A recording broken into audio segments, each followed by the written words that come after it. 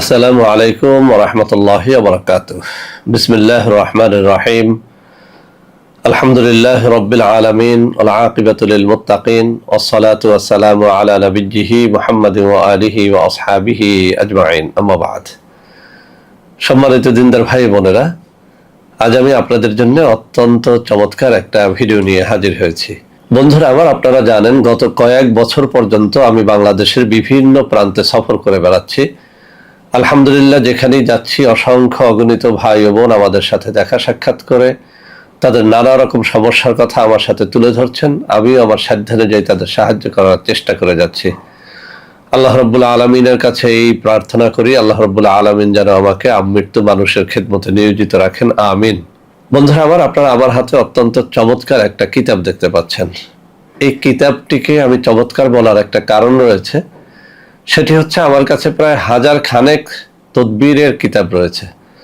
আলহামদুলিল্লাহ, তার মধ্যে অত্যন্ত পুরাতন এই কিতাবখানা একেবারেই নির্ভরযোগ্য, একেবারেই পরীক্ষিত। বিভিন্ন সময় এই কিতাব থেকে যত তদবির যত মানুষকে দিয়েছি, আলহামদুলিল্লাহ সবাই উপকৃত হয়েছেন। তো বন্ধুরা আমার, বিভিন্ন এলাকাতে যখন যায়, বিভিন্ন মানুষ তাদের নানা রকম সমস্যার কথা বলেন। ইদানিং অনেক ভাই ও বোনেরা তাদের অত্যন্ত জটিল ও কঠিন কোমর ব্যথার কথা তুলে ধরছেন। এমনও অনেককে শুনেছি যে কোমর ব্যথা নিয়ে ইন্ডিয়াতে গেছেন, কানাডাতে গেছেন, অস্ট্রেলিয়ায় গেছেন, বহু টাকার প্রায় 10-20 লাখ টাকার ঔষধ সেবন করেছেন, কিন্তু কোমর ব্যথা ভালো হয়নি।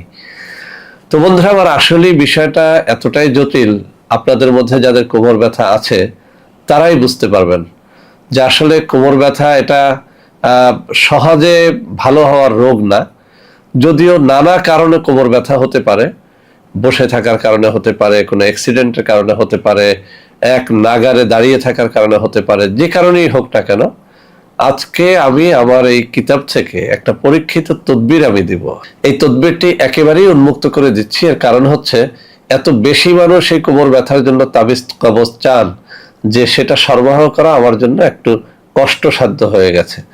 তো সেজন্য আজকের এই পরীক্ষিত তদবিরটি আমি আপনাদেরকে দিয়ে দিব।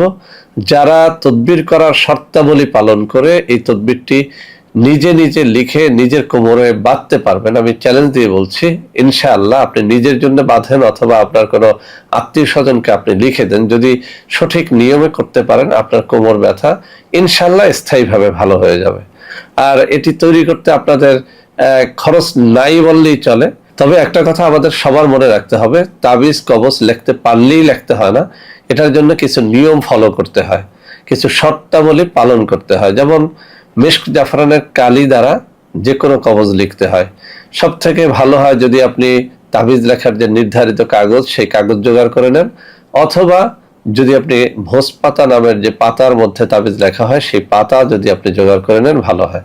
তাবিজ কবজ লেখার জন্য অবশ্যই নামাজি পরহেজগার ব্যক্তি হতে হয়।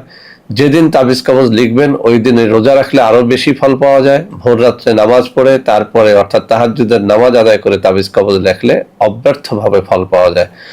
এছাড়াও বন্ধুরা আমার, কোনো পীর বাসায় কোনো আল্লাহওয়ালা ব্যক্তির অনুমতি নিতে হয়। তা যদি আপনারা না পান, অন্তত পক্ষে একজন পেশাদার তাবিজ লেখকের অনুমতি যেন আপনারা নিয়ে নেন। তো বন্ধুরা আমার, এই সমস্ত শর্তাবলী পালন করে যারা লিখতে পারবেন আলহামদুলিল্লাহ, যারা লিখতে পারবেন না তাদেরকেই শুধু একটা কথা বলবো যে আপনারা ইচ্ছে করলে আমি স্ক্রিনে কয়েকটা নম্বর দিয়ে দিব, ওই সব নম্বরে যোগাযোগ করে সরাসরি আমার সাথে দেখা সাক্ষাৎ করে ওই তাবিজটির নামমাত্র হাদিয়া দিয়ে গ্রহণ করতে পারবেন। তো বন্ধুরা আমার, আমি তাবিজটি আপনাদের সামনে এমন ভাবে উপস্থাপন করব, একটা স্ক্রিনশট রেখে দিলে আপনি সারা জীবন এই তাবিজটি লিখতে পারবেন। তার আগে আমি কবজটি পড়ে শোনাচ্ছি।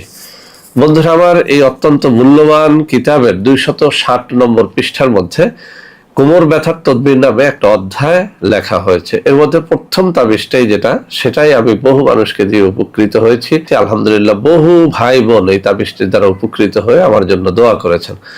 তো এই কিতাবের 260 নম্বর পৃষ্ঠার মধ্যে কোমর ব্যথার তদবির নামের যে অধ্যায়টি, সেখানে বলা হয়েছে, কোমর ব্যথার জন্য নিম্নোক্ত নকশাটি লিখিয়া কবজ বানাইয়া লাল সুতা দ্বারা কোমরে বাঁধিবে, ইনশাআল্লাহ কোমর ব্যথা দূর হইবে। আমি আবারও পড়ে শোনাচ্ছি যাতে আপনারা বুঝতে পারেন। কোমর ব্যথার জন্য নিম্নোক্ত নকশাটি লিখিয়া কবজ বানাইয়া লাল সুতা দ্বারা কোমরে বাঁধিবে, ইনশাআল্লাহ কোমর ব্যথা দূর হইবে। নকশাটি এই। তো বন্ধুরা আমার, আমি নকশাটি তুলে ধরছি। এই যে আমার ডান হাতের আঙ্গুলিগুলো নড়তেছে, ঠিক এই জায়গাটাতে নকশাটা রয়েছে। আপনারা এখান থেকে একটা স্ক্রিনশট নিয়ে নেন। এই যে আমার ডান হাতগুলো নড়তেছে, ঠিক এই জায়গাটাতে নকশাটা রয়েছে।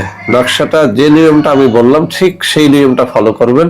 লাল সুতো দ্বারা কোমরে পেঁচাবেন। যে লাল সুতো আপনি কিনবেন সেটা যেন একদমে কেনা হয়, ঠিক আছে? আর অবশ্যই আপনি নামাজি পরহেজগার ব্যক্তি হবেন।